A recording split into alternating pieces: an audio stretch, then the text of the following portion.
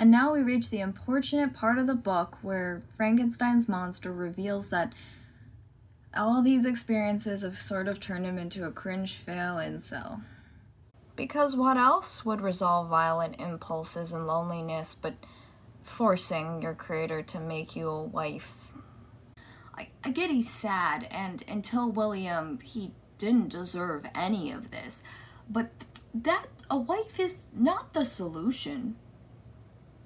And this is also the exact moment that Victor goes from kind of amusing, pathetic man to actually on my shit list, because he heard the creature's entire story, our poor Flesh Man, and, you know, up to the point of William, he didn't really do anything wrong. He just existed. And I get Victor being spooked at first and maybe kind of just convincing himself it didn't happen. But now, after this long conversation, I'm kind of like, this is where you step up, buddy. You're responsible. You made this. Like, you're not responsible for his murders, but you are responsible for the fact you abandoned him and really set him up for a terrible, terrible life until he started acting out violently. Violence, not your fault. Neglect, yes.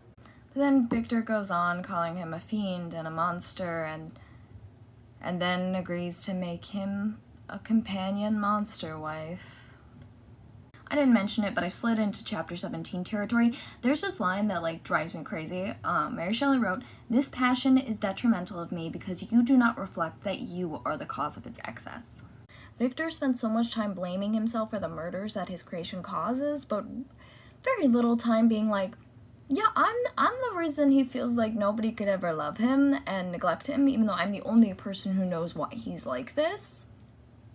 Now that's the bit that, being a child of emotional neglect, my notes get a little interesting, and I wrote, "Victor, pony up to your choices at least once, will you? All this talk of justice. This is only justice in the sense that after years of neglect, the US government gave each homeless person a puppy. Reparations these are not."